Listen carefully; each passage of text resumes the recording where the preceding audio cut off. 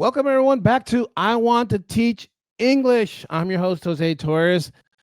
I'm joined by a very special guest who's an educator, an advocate, a thought partner whose insights into everything we do with ESL, adult ESL, bilingual education, that sort of thing, continues to shape how we approach equity, access, and language development in our schools.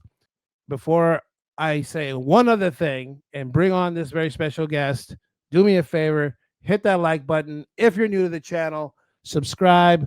We are growing. We are getting our message across. We are ESL teachers, ELD teachers, and we are strong. Everybody, please welcome to the I Want to Teach English show, none other than podcaster extraordinaire, Mr. Mike Llerena. Mike Llerena, welcome to the show. Hey, what an intro. That sounds really good there, huh? You are not Thank you expecting very that. much for well, thank you very much for having me here. And it's really good actually to have this podcast, this moment for you as a great English teacher and me, and we can actually do something and talk about many of the aspects that actually take us to be a really good English learner. Definitely, it's something that you and I are gonna have fun, but Yes. I'm really looking forward to our audience to have Yes. fun and and Oh and, yeah. and see it and get the best out of it. Absolutely. Mike, listen, I've been very excited and looking forward to this conversation. Just being with somebody on this show who's just as passionate about this work as I am. Somebody who, travels everywhere. I travel to I don't go to China like you're in China right now. But I don't travel quite to those places, but I do try to get around, at least around the United States, because it's important to make connections as many places as possible. So Mike, kudos to you and all you do and all the hard work you put in. And hopefully you're getting all those rewards that go with it. Yeah, definitely.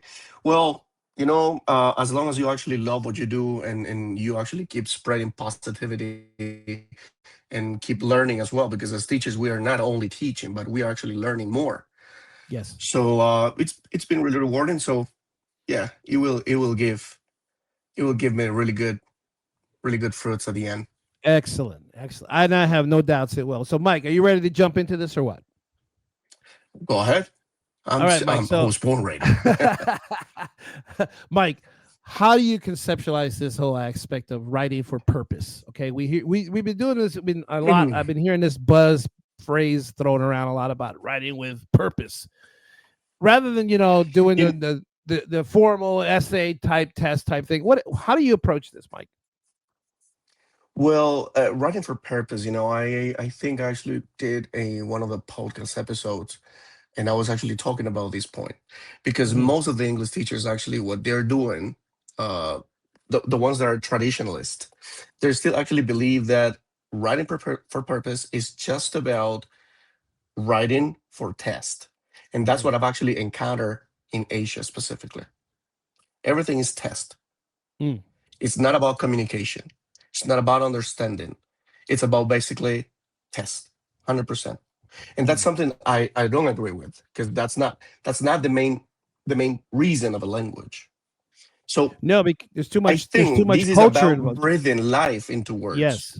I would Right. say Right. I was just already interjecting there about how culture and language are too intertwined. You can't learn the language without learning the culture. You're gonna run into a lot of issues. I one. have this. I have this.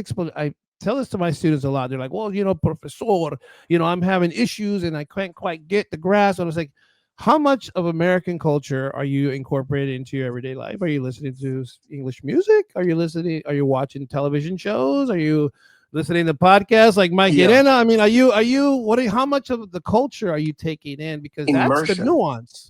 That is the nuance. And I get that, people want to preserve, and I'm not suggesting that you have to abandon one culture for another. I'm just saying that if you want to master and be like a native speaker, which is, I think a lot of students want to, at least that's their goal, you have to incorporate some of the culture into it because there's too much nuance in what we say. Wouldn't you say, Mike? Or am I off Exactly. base here? Let me know if Exactly. I'm No, off no, base no. here. No. I actually think you got the point. Yeah, but now we're just mixing just writing for purpose by putting cultural aspects there. And it's true. I mean, language doesn't move on if you don't actually learn the culture of the language you're learning. If you Right. don't actually learn, or you don't actually just get immersed into that culture, you won't actually learn it properly. You won't sound native like you want it. I say native, I don't like the term, but yeah, you sound like it, and you're going to sound better. But in writing, it's more about expressing thoughts, just like the way we talk. It's about telling stories or inspire changes or connecting hearts across distances. So that's basically what I think of writing purpose is. Um, it's about intention, Yeah. right? Right. Emotion, authenticity. I can give you a whole bunch of words like that, like a brainstorm, but that's what it is. Writing for purpose, not just about tests or how good you write or how good grammar you're actually using Right. How prolific you are. in Yeah. in an essay or something like. Okay, I understand there are certain aspects that you actually just evolve and keep actually using a good grammar, especially if you're writing essays and all that. But there's a beginning mode, I would say. So the beginner mode is like, okay, let's get immersed in a culture. Let's learn how these nuances are. Let's learn about this one. And then you actually just get going to the following step, to the intermediate one, is when you actually just mixed up what you just learned, culturally speaking, and the grammar. And then that takes you to the next level, to a really, really good writer, let's say. What Right. do you No, think and about it?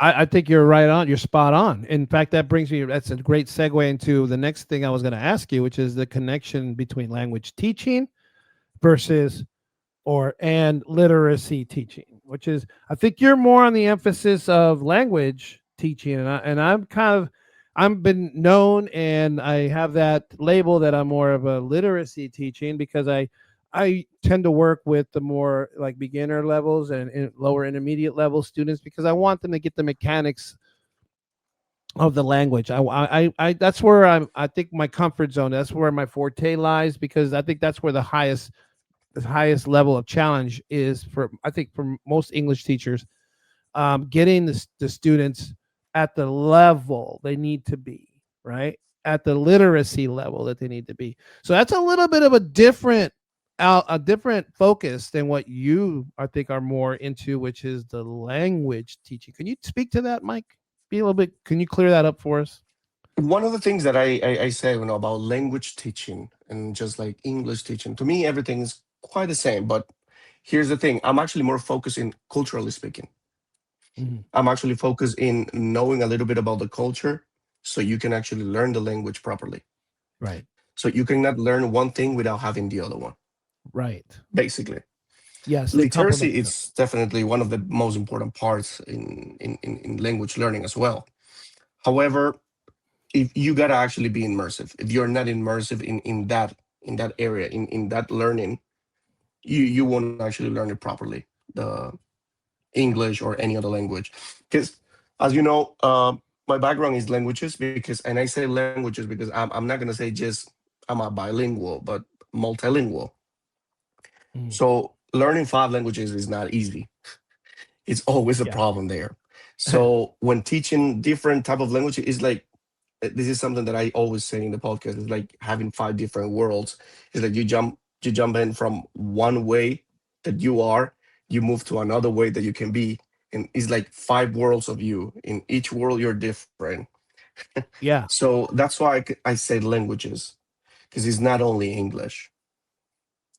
No doubt. Yeah, I think the analogy you use is similar to the one I use. I speak to the about this with my daughter, who's also training. She's in college right now to be a teacher, and we have this analogy that we use, and it's like being in the hallway, right? And when you're in a hallway, and there's like all these doors. When you were talking about those five worlds, you can slip into one, and you slip back out. You slip into this one, and you slip back out. So because when you're multilingual, you are also multicultural. If you're a true multilingual, you're multicultural. Yes, And therefore you you slip brought, into one yes, culture, yeah, and you slip out of another culture. And I think when you're from exactly. different cultures, you really understand the nuance of this. You really understand the intricacies of this because it's not just the words you say, it's what's behind it, what it means, Exactly. the idioms and the phrases and the inferences, All those are intertwined into the subtlest things that you say, and it's very delicate. And if you're not entrenched in that culture, it's just going to fly right by you. Exactly. No, you said it properly. That's it. You gotta be immersed in the culture. Yeah, yeah. It's not about only the word that you're saying, but you gotta know actually what's the aspect behind it. Because you never know. Actually, maybe one word might sound very good here, but in the other language doesn't sound that good. It's just that Yeah. what happens in culturally speaking between Russians and Americans. Let's say Latin American. In Latin America, you know that people are pretty happy and they don't doubt actually just turning to you and smile and say hi. But in Russia, if you do that, they will be like, "What's Yeah. going on with you?" Yeah, You exactly. Like, see? So and that's very evident in humor, right, Mike? yes, and that's what happened. That's Mhm. exactly what happens in language as well. There are certain words that actually just can convey the message Yeah. in your own language, but in the other one is like, "What's going on? Why are you saying Yeah. that? Doesn't make sense."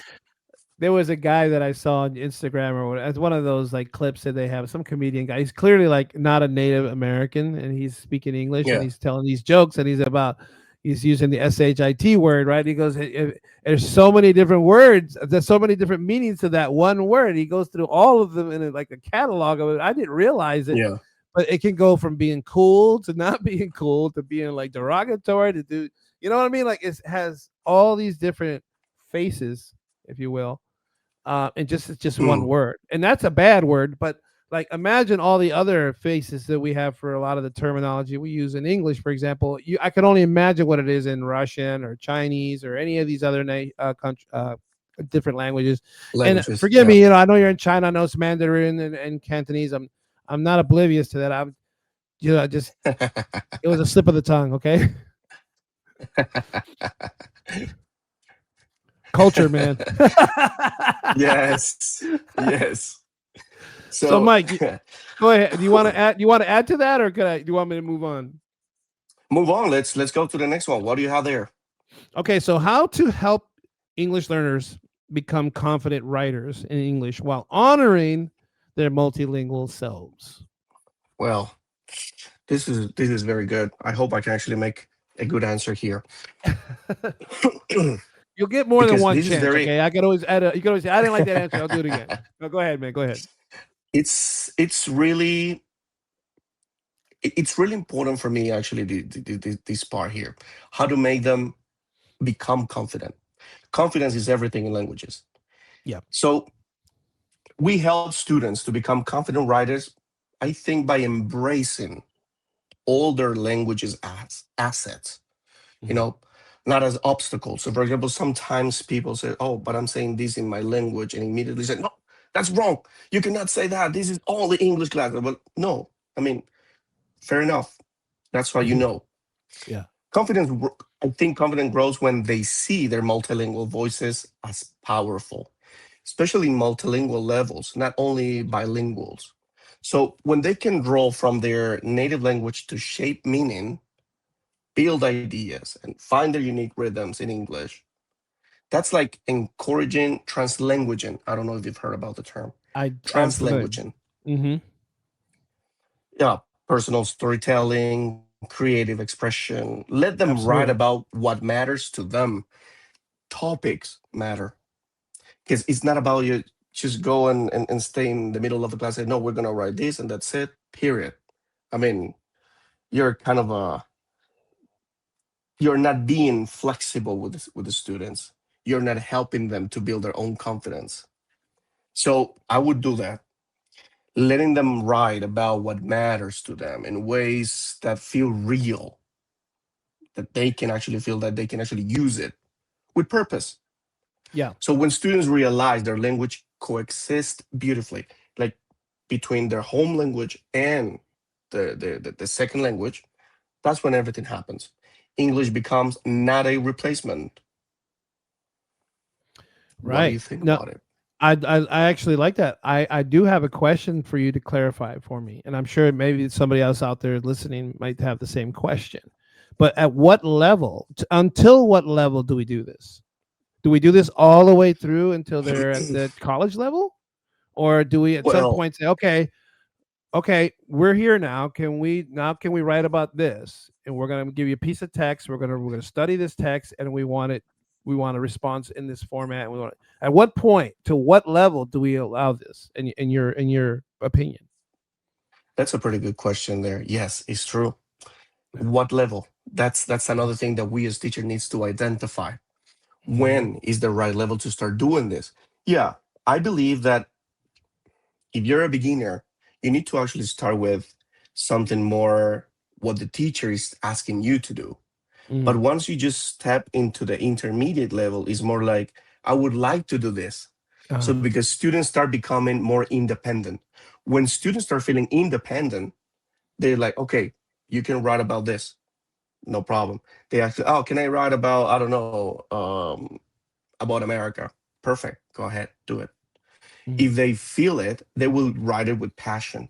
So it these type of things, when I was actually doing this kind of a research 2 years ago in China as well, I noticed that most of the students who are in this point are intermediate level. The ones in the basic, in the beginning level, they actually don't dare to do it because they still building confidence. But the ones that Mhm. are in the intermediate level, they feel like they would like to write something about that. They think it's better. Right. Yeah. Yeah. That's that's Well, that's the point where I say, everything depends on the students and the level. Beginners, they won't do it. So they still need us to teach them and to go to that phase that they need to learn. right. Right. And there's a certain I think what you're alluding to is the ownership aspect of it, right? Mhm. Where they take ownership of it. They feel they're more in control of it. They can shape the Yeah. narrative.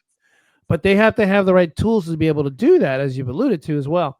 So, I mean, I guess this is a kind of a back and forth idea in terms of where do we begin this? I think that some people might say, "Oh, you can start that right away at level one, at literacy level." I'm like, "Well, you clearly don't work with literacy level students." Yeah. Uh, I mean, you can to some degree, but it's very limited. But I think what you're talking about is something when you talk about passion, and you talk about all these are very abstract things, okay? And that's kind of hard. It's easy to conceptualize. It's hard to Mhm. articulate when you don't have command of the language. So you have to like work Exactly. it in there piece by piece. That's why you got to chunk it. That's why you got to scaffold from here to heaven, because that's the only way they're going to be able to get that message across. They need a lot of help to get there. It's Yeah. not saying they can't do it. Obviously, I obviously believe they can, but I know I need to be there with them every step. So, once I guess when they reach your class, when they get to your levels and they start, then they're stable, maybe to break away, maybe take the training wheels off a little more and feel a little bit more adventurous to go ahead and try and go a little bit Comfortable. further Yeah. out. Yeah, they have to take the boat Confident. out a little further. And that, like you said, to a confidence is a big factor. It's a huge Exactly. factor. It It's is a a big factor factor. can't, Yes. you cannot ignore that factor. True, because one of the biggest problems is that most of the students who would like to learn the language, who would like to speak the language, the main barrier they face is this: confidence, lack of confidence. They Yep. believe that every native speakers or everyone around them, they're going to start laughing because they're making a mistake. Right. That's And that's it's the this is fear the of this that. is the main obstacle. Hmm. That's the main obstacle, and it happens in writing as well. So that's why they don't feel comfortable about writing a specific topic that you want to give them. So that's why in writing, let's see, let's juggle a little bit. It's going to be a little bit more work for us because we got to actually just notice that, but Yep. and start checking that in different ways. It's going to be different, but anyway, the point is that they need to start feeling confident about it. If they don't feel it, they won't write, they won't dare to speak at all. Yes, and it's our jobs to create that safe environment, for that welcoming environment, and we could do the best we can with that, but they have to kind of wrestle with this internally as well. I mean, we could produce the most welcoming and safe environment we can in the whole wide world. They have to come out of their own shell. We can't go in there and reach in there and drag them out. They have to actually feel like, okay, I'm ready to come out. And They'll write and they'll speak and they'll say what they need to say and try to get the. You just have to keep encouraging them because you're always going to have those students that are going to be, always holding back, and then you'll have those that are like raising their hand every 2 seconds. That's just Yeah, the way it is, man. That's just the way it is, man. yeah, it's true. I remember one of the teachers in one of these conferences that I had in South Korea. One time, a teacher asked me the same question: How can I actually encourage or motivate my student to write or to speak up because they don't want to? And that's one of the main challenges that we have as teachers here in Asia specifically, because kids do not dare to talk because they have either the fear of being laughed or I don't know, so many fears that the kids actually experience, or people, even adults, actually happen here. So Sure. what? How can we motivate? I mean, just by Well, letting them in, letting them be, I let mean, them I talk the topic they yeah, can and be understandable. Mike, humor is a great diffuser of fear. And so one of the strategies I use is I always try to create something that's funny, or at least where it doesn't feel like there's any stress involved, and it's humorous, and I lighten the mood, and when I see them smile, I hear them chuckling, I know that they're starting Yeah. to, that stress level is coming down, and the more I get them to relax and kind of chuckle and feel like, hey, it's just we're cool here, everybody's cool, then I can get them to open up. That's what I find. To me, humor is the way to go to when you're in a situation like that, and True. that really depends on culture as well. Because I've worked with Nepali students, and I don't quite understand their sense of humor, and they certainly didn't understand mine. But I think we got goofy enough long enough to where, like, okay, we're just goofing now, and then the stress level Yeah. came down. But I guess it depends on the culture you work. I would imagine, like in a situation like in China, You said it. where humor may not be top on their list. They may want you to be more serious. So you gotta Yes. play. You gotta read the room.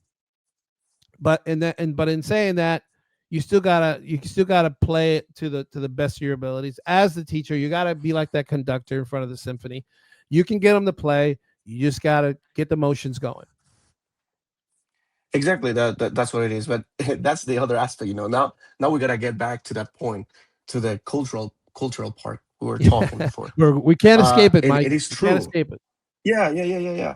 Because yeah, what's humor here is not humor there.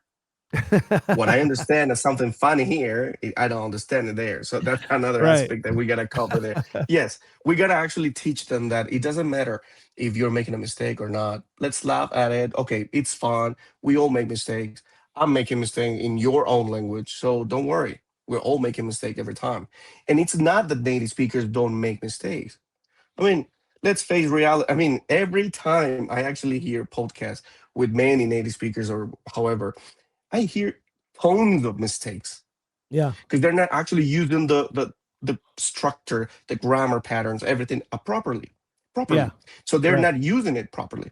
So that's one of the main factors that I actually see here. And I Yeah. actually try to teach them, hey, listen to this, look at this. Do you think it's correct? And I use real examples when I'm actually in the upper levels. So and I show them, oh wow, but why he said that is incorrect. And it's like, of course. So we all make mistakes. So Sure. it doesn't matter. You got to learn. We all make mistakes. Let's try to work it out and keep working. Let's make it better. Don't worry. Today you made a mistake.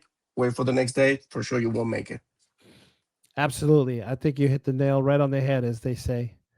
All right, Mike. Let's move on, shall we? So I Go have a ahead.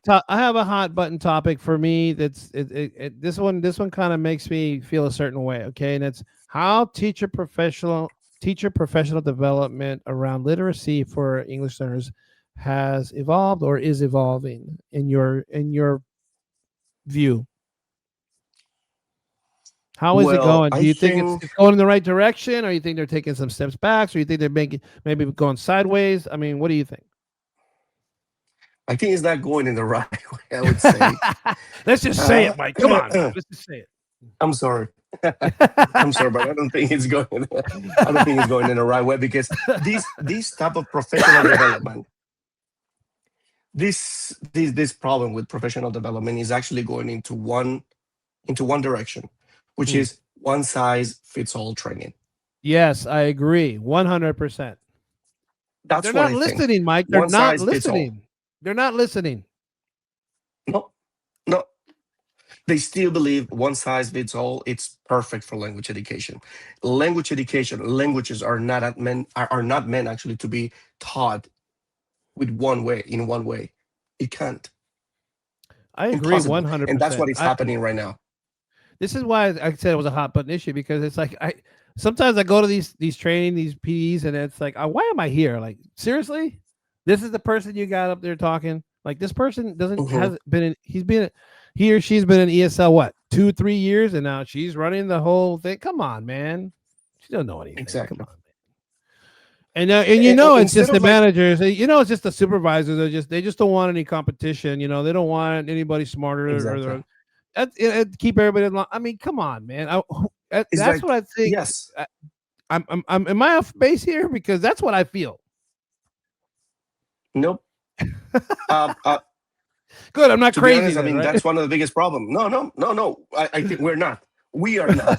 We're not crazy about this. We're not crazy. Well, Yeah, so but there's that's one of the problems. People actually just see it as a business. They don't actually see it as a way of teaching or learning.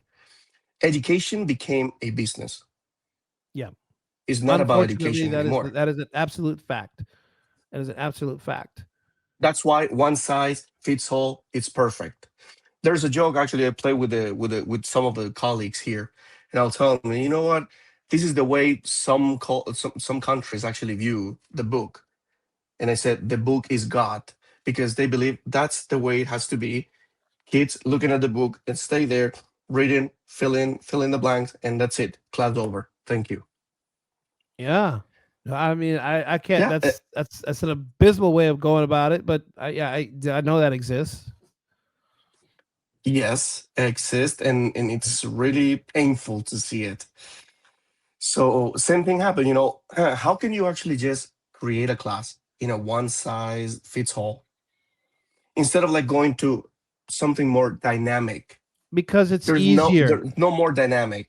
It's easier for Exactly. supervisors to put And you everyone know in why? categories and boxes because they're sticklers. And not only that, not only the supervisors. Here's another reality that I'm talking about from the other side now.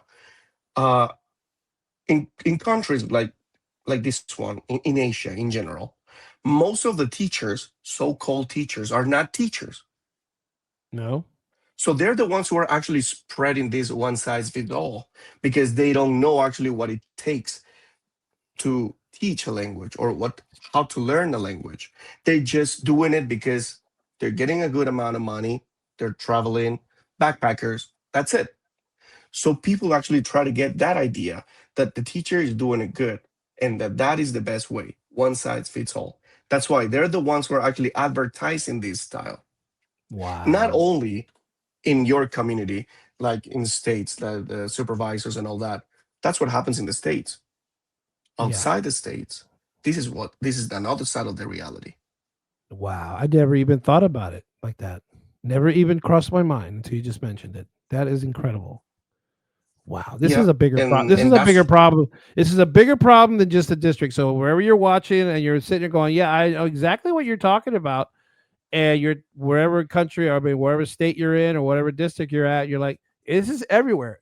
It's not just in your district, and it's not just in yeah. our country. Evidently, it's all over the world." No, no, no, no, no. Forget about it. Look at what happens in Russia. My time living in Russia as well. They also have quite the same problem. You know, It's not Mike, that the teachers in Russia are actually having a really good time. One thing that it's I like is about the respect.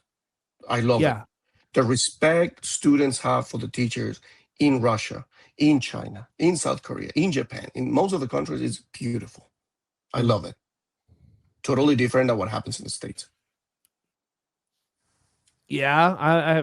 So we have our own different challenges over here. There's no Yeah. question about that. But I don't want to keep going down this dark road because there's nothing we can Well, do about that. The only reason, and I'm yeah, not saying no, that no, because I'm no. not copping out. I'm not copping out. It's just that we're Mm, not going to come up with a solution for that. We're just not. We don't. We're not in any position to do that. The only thing that we can do is what we can control that's in our classrooms with our students. Yeah. And that's the part Well. that I take very seriously. Now, there's I'm sorry to cut you off. Give me 1 second, Mike. But it's like if you're gonna advocate, it's like when I became an EL teacher, right? ESL teacher.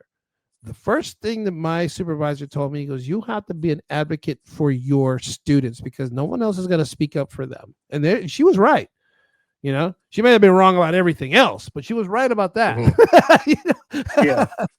And I feel like these people that come into my classroom, like they're somebody's father, they're somebody's mother, they're somebody's sister, somebody's wife, etc. And they pin their hopes on us when they walk into our room. And I take that very seriously. Now, you know what? Mhm. I'll deal with the supervisors and the whatever people that walk around with their little clipboards. I'll deal with them, you know, Yes. on that level because that's a different world and a different battle altogether. But Yeah. what we could do with the books and the paper and the recordings and the videos that we have in our classroom, Mike, that's where you and I are doing right by our students. We have to. Exactly. We have to because these goons back here, they're thinking something else, one size fits all. Let them go and parade themselves that way. You and I, Exactly. when we walk in that classroom, and everyone else that's watching out there, when you go into your classroom, take control of that classroom and do what you know is the right thing to do to help your students. Period. And yeah, period. That's it. Yeah. Amen. That's the point. I think most of the teachers right now feeling this burnout as well because they know that there's no help for us. There's nobody actually who can give us a hand or someone who can understand us, and it's part of it. And maybe I might be actually trying to understand why most of the teachers they just stay in the same one size fits all. There are many aspects. I might say I'm not advocating actually the, Well, the I one mean, size fits sometimes all, if you have a but I colleague that's think there in might be. if you have a colleague that's in there, Mike, you have to kind of advocate that too. You gotta try to be one to kind of try and show them the ropes, as they say in the states. Help them Exactly. out, get them to see the other side, and say, look, I'm not trying to tell you what to do because you're a teacher, I'm not your boss, but XYZ. Let's talk about what these students what they need, blah blah blah. And try Yeah. to help them that way. That's the only way I can approach colleagues because they all have their own set of rules in their minds. And there's a comedian years ago that said, there's some people that just don't know, and you can't Yeah. tell them. You can't tell them. Yeah. So it's like, and you come across that, then yeah, we're kind of at a loss. But if there's someone who's open to a conversation, Mike, I Mhm. mean, just Yeah. be a And here be a comes the other buddy. part. Yeah, there's so many. Sorry, there's so Yeah. many things that we can actually just talk about it because here's another aspect as well. Those teachers. The thing is that this world is so huge. I mean, so unique Yeah. that now it's not only about the teachers, how the teachers feel, and they want to make it easier for them. That's why they choose this one size fits all.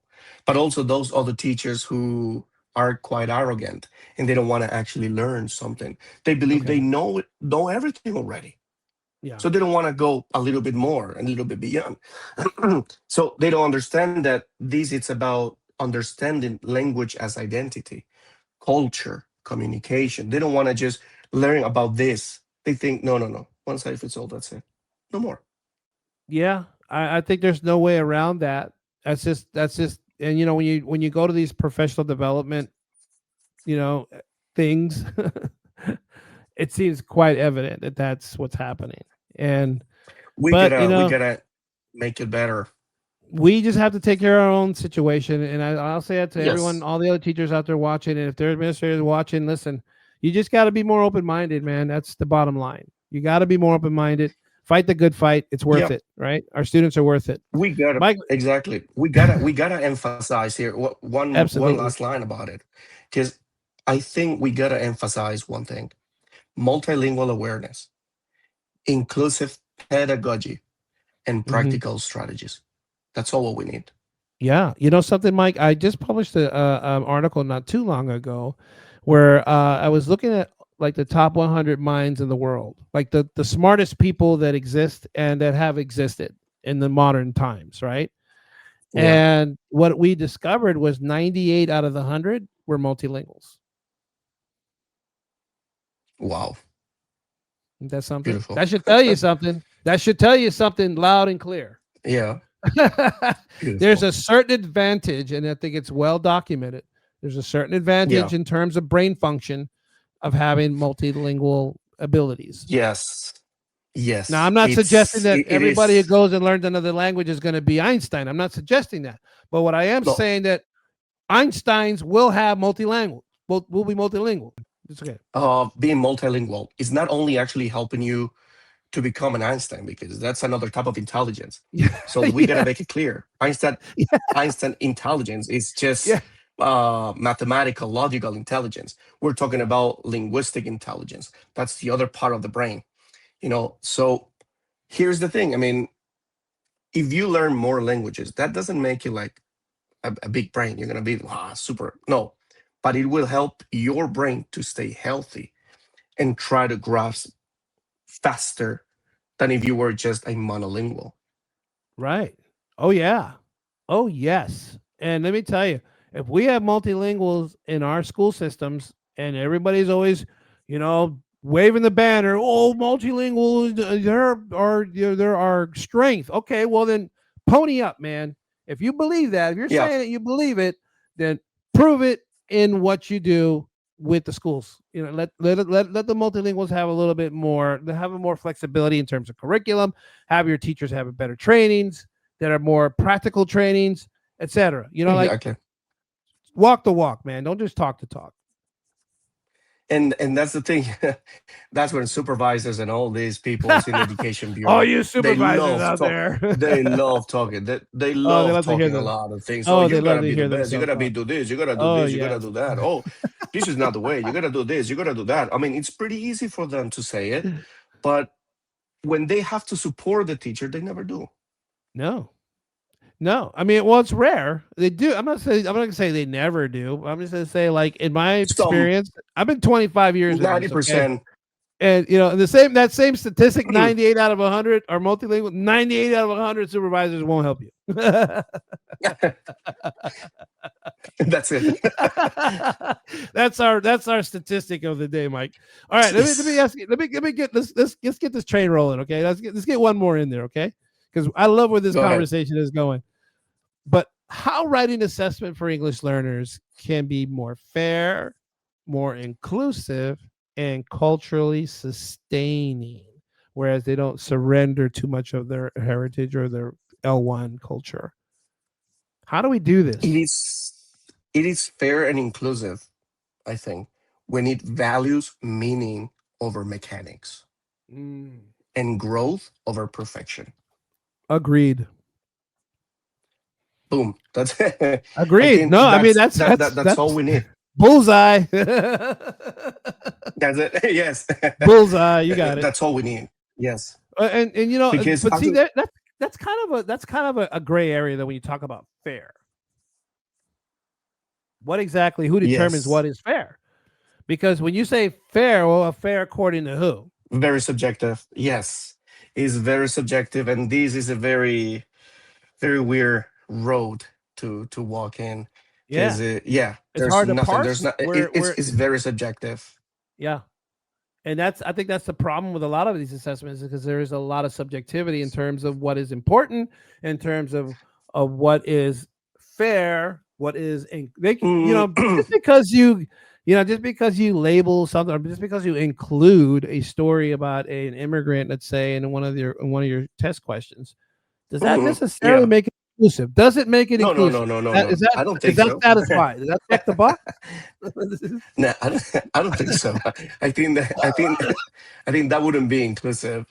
I think That inclusive would that would be woke. well, yeah, it would, No, and but it would it would be inclusive though.